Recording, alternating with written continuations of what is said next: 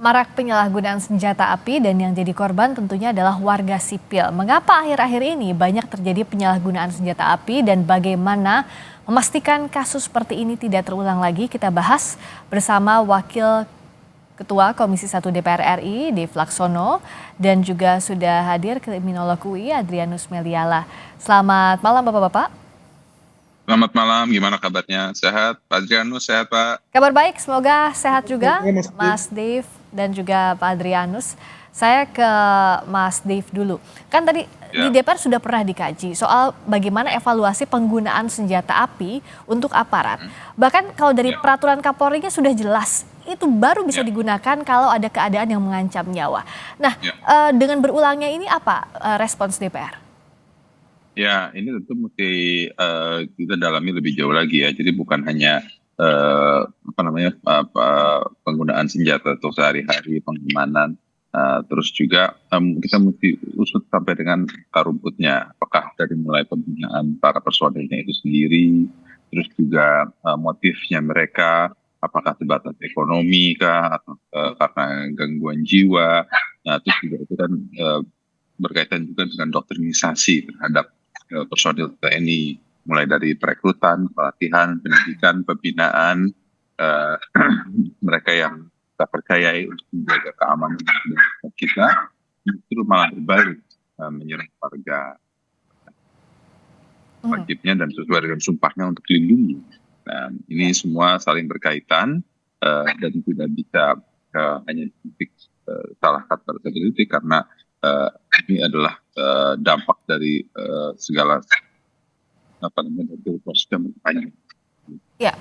Nah, kalau tadi kan di liputan sebelumnya kita sudah melihat ada banyak contoh penyalahgunaan senjata api. Terbaru itu terhadap pemilik rental sampai merenggut nyawa. Ada juga show of force di beberapa kasus. Nah, kalau dari sisi kriminolog, sebagai kriminolog Pak Adrianus, apa saja faktor-faktor yang mendorong terjadinya satu show of force bahkan bisa mengancam nyawa disalahgunakan dengan senjata yang dimiliki oleh aparat? Sudah banyak penelitian yang memperlihatkan bahwa pemilikan senjata api itu, betapapun senjata api itu rakitan atau soft gun, apalagi yang bersifat pabrikan, itu memang membuat tangan menjadi gatal atau kita sebut sebagai trigger happy. Itu sudah pasti itu, ya. Maka lalu orang berpikir, bahkan orang yang terlatih pun berpikir begini, daripada saya kemudian gatal tangannya dan lalu tergoda untuk menggunakannya, maka lebih bagus saya meninggalkannya di markas atau di kantor daripada tadi tergoda untuk menggunakannya secara salah. Jadi saya kira ketika ada petugas ya yang memilih untuk membawa senjata api ke rumah, betapapun dia berwenang untuk itu, maka memang perlu dilihat motifnya tuh. Kenapa ya? Apa memang karena jalan-jalan di perkotaan di Indonesia itu tidak aman, atau karena memang dia berpikir bahwa jangan-jangan nanti di sebelah rumahnya atau di depan rumahnya ada kemalingan dan kemudian dia membantu dengan cara menggunakan senjata api, atau apa? Atau memang jangan-jangan selalu berada pada posisinya itu the last resort ya. Pada saat dia terdesak dia akan gunakan. Nah, kalau memang itu yang menjadi motifnya, saya kira memang salah kalau kemudian dia membawa senjata api itu kemanapun dia pergi. Demikian. Oke, nah nanti juga kita akan masih menunggu kehadiran anggota Komisi 3 DPR RI Hasbiala Ilyas untuk kita sama-sama berdiskusi soal sejauh mana pembahasan aturan ini digodok di DPR. Tapi saya ke Bung Dev lagi. Tadi kan sudah disebutkan juga oleh Prof. Adrianus detailnya. Tapi bicara soal evaluasi, tadi Bung Dev juga kan menyampaikan bahwa ini harus ketat evaluasi perekrutannya misalnya, lalu juga bagaimana psikotes itu atau tes kejiwaan itu hal yang penting. Oke lah, itu sudah dilakukan. Kan kondisi kejiwaannya tapi berubah seiring waktu misalnya.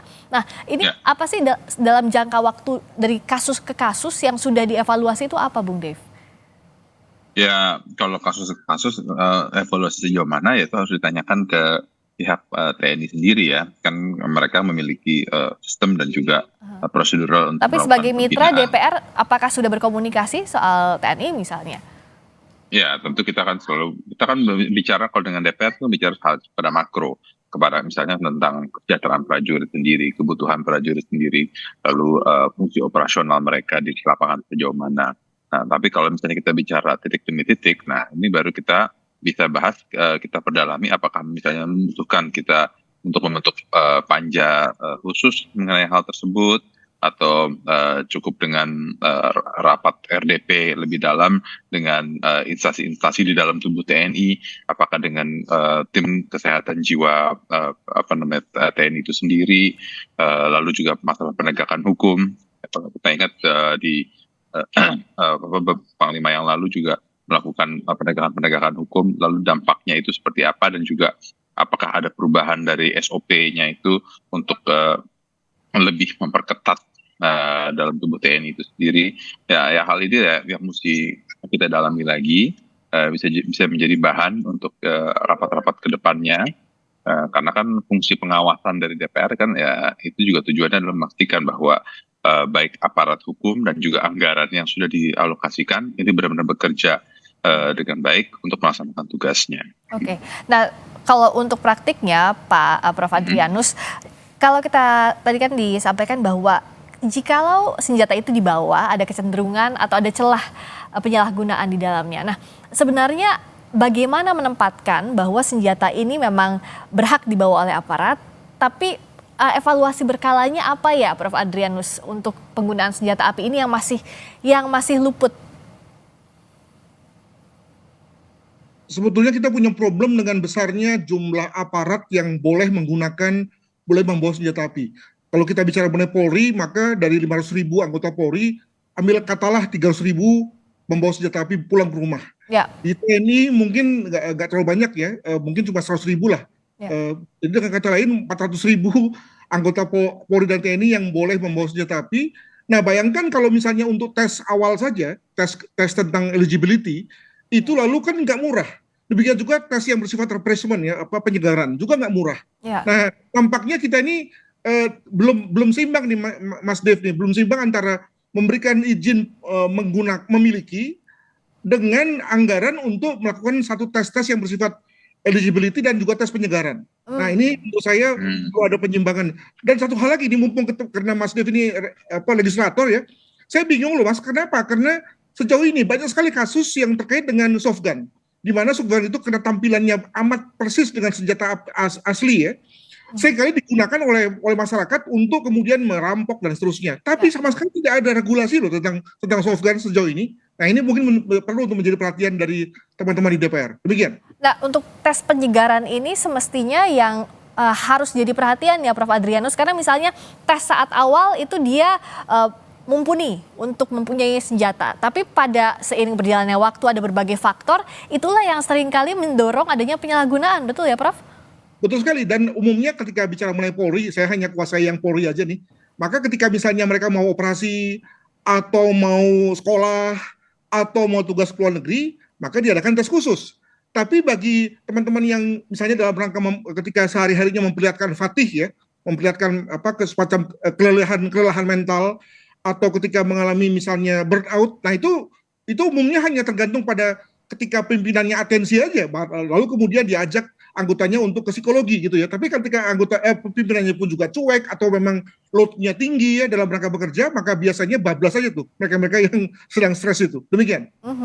Tadi Bung Dev bilang bahwa salah satu yang harus ditelusuri apakah ada misalnya faktor kesejahteraan di baliknya. Ini kan dari secara makro relate dengan bagaimana kemitraan antara TNI dengan DPR misalnya. Apakah dalam kajian-kajian selama ini ada arah ke sana atau apa yang bisa dievaluasi atau yang bisa dicatat, yang bisa diperbaiki soal ini? Kenapa, Mbak? Bung Dev bisa kemana nih? Dengar?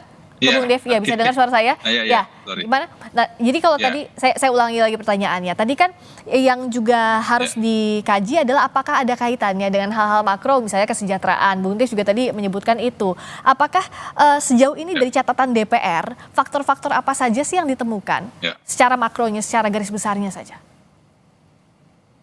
Oke.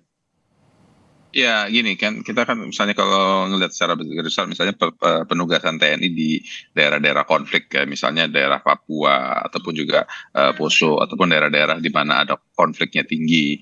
Nah itu kan pasti ada tekanan mentalnya sendiri sangat tinggi, jauh dari keluarga, belum lagi ancaman akan serangan tembakan juga cukup banyak. Nah, walaupun prajurit-prajurit TNI itu memang dilatih, dibina untuk menghadapi situasi-situasi tersebut, seperti tadi Prof. Adrianus katakan kan juga ada potensi fatigue lah, potensi stres juga, mungkin nggak bisa berhubungan dengan keluarga, mungkin ada pemikiran permasalahan masing-masing. Nah, itu kan saling menumpuk ya, dan itu juga bisa mengganggu kejiwaan. Nah, hal ini yang harus terus bisa menjadi bahan untuk kita perbaiki, baik apakah itu rotasinya itu dipersingkat ya, jadi nggak sampai dengan 1 tahun atau di bawah 6 bulan.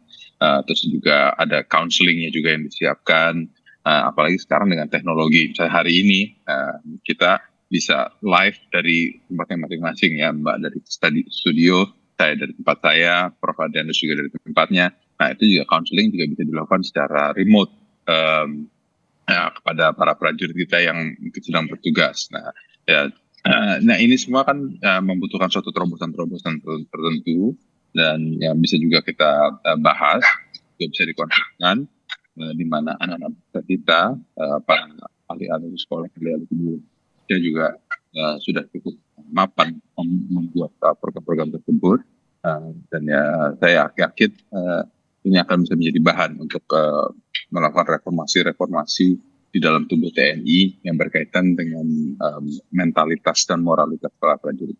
Prof. Adrianus, kalau bicara soal apa yang harus diperbaiki, apakah misalnya jenis senjata yang dibawa tidak mesti senjata api, misalnya kalau misalnya untuk kepentingan keamanan tidak perlu menggunakan senjata api, karena pada praktiknya kan yang senjata api inilah mematikan.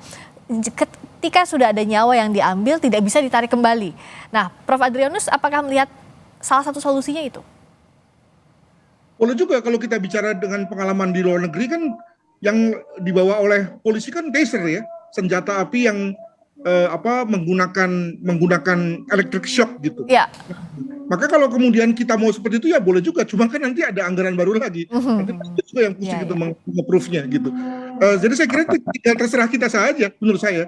Tapi tadi menarik bahwa sebetulnya ketika tadi Mbak bicara mengenai berbagai kasus itu kan sebetulnya beda-beda, Mbak. Kayak ini bukan petugas hukum. Demikian tadi yang dicontohkan lewat di pelabuhan itu kan soft gun itu. Jadi dengan kata lain tidak bisa kita gebiah-uyah bahwa ini adalah masalah soal senjata api. Ini adalah varian-variannya yang lalu masalahnya juga beda-beda dan penanganan juga beda-beda, Mbak. Jadi nggak bisa one size fits all ya, nggak bisa satu solusi untuk semuanya. Kita harus lihat kasuistis begitu ya, Prof. Adrianus. Betul. Nah, kalau dari DPR apa sih langkah cepat yang bisa dilakukan? Ya, ini kan bicara soal preventif, jangan sampai ada kasus dulu baru dievaluasi. Karena sudah banyak juga kasus-kasus di belakang, dan tadi seperti yang kita diskusikan bahwa ini kasuistis, beda-beda satu kasus dengan kasus lainnya. Gimana, Bung Dev? Iya, nggak gini. Jadi kan tadi kan kita bicara mengenai kejiwaan, mentalitas, dan juga kelayakan seorang personil itu memegang senjata. Nah kan, tapi kita ini situasinya kan beda-beda ceritanya. Nah, apakah ini motifnya karena motif ekonomi, karena dibiayain, atau karena dia juga turut terlibat di suatu jaringan? Nah, inilah yang harus didalami dulu gitu sebelum kita melakukan tindakan-tindakan selanjutnya. Jangan sampai hanya untuk mengejar quick win kita membuat satu kebijakan yang dianggap hanya to appease the public, akan tetapi tidak memiliki dampak apa-apa. Jadi harus kita mengerti dulu persoalannya, urut dulu sampai dalam, karena mungkin kita akan lebih memahami dan bisa melakukan tindakan untuk menyelesaikan ini ke depan. Gitu. Tapi jangan didalami, tapi berikutnya tidak ada solusi ke belakangnya ya, Bung Dev.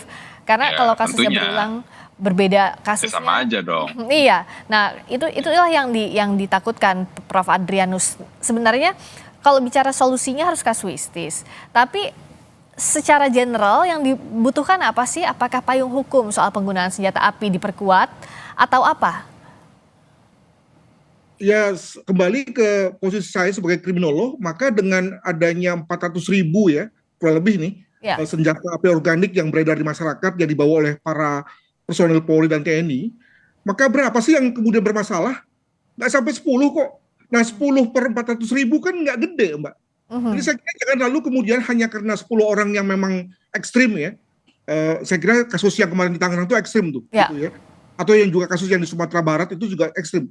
Jangan sampai karena hal-hal yang ekstrim itu lalu kemudian semua masalah digebayah. Bahkan sampai ada pejabat yang mengatakan bahwa jangan bekali anggota Polri dengan senjata api lah.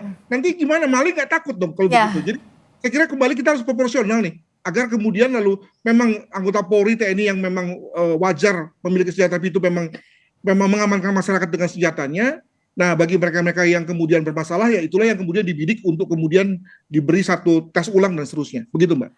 Ada misalnya kelayakan untuk menggunakan senjata apinya ada aparat. Tapi kalau bicara soal tidak ada goodwill dengan penggunaan senjata api sama saja bohong. Misalnya kan gini Prof. Adrianus, banyak aparat ini digunakan sebagai backing dalam kasus kejahatan apapun. Nah, ini kalau bicara soal hal ini, apa yang harus dibenahi?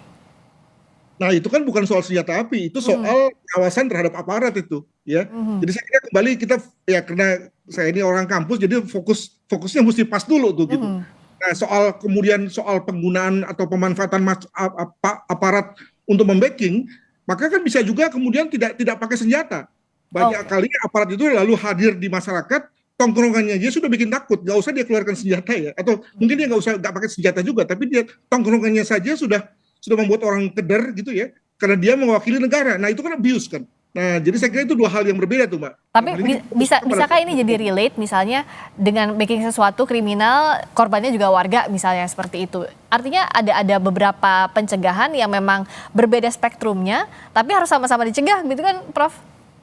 Betul sekali, makanya kembali ke awal tadi, apa sih motivasi, karena saya bukan aparat dan tidak pernah pegang senjata ya, apa sih sebetulnya motivasi dari seorang polisi TNI misalnya membawa senjata ke rumah atau ke tempat lain gitu ya.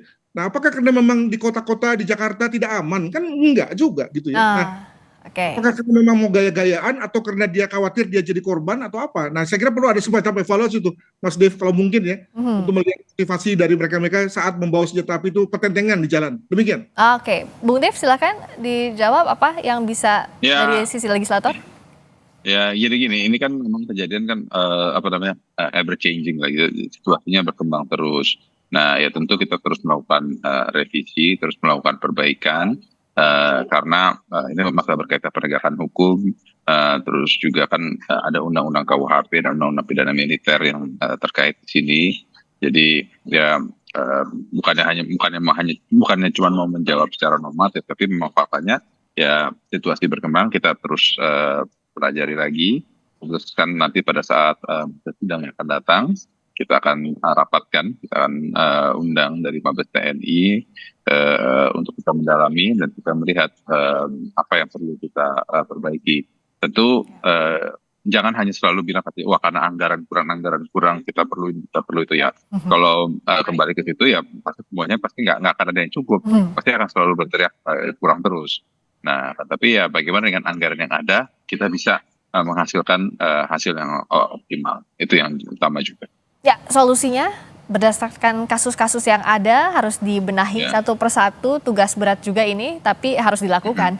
Terima kasih Bung Dev Laksono, Wakil Ketua Komisi 1 DPR RI. Terima kasih Prof. Adrianus Meliala, Kriminolog Universitas Indonesia. Selamat malam.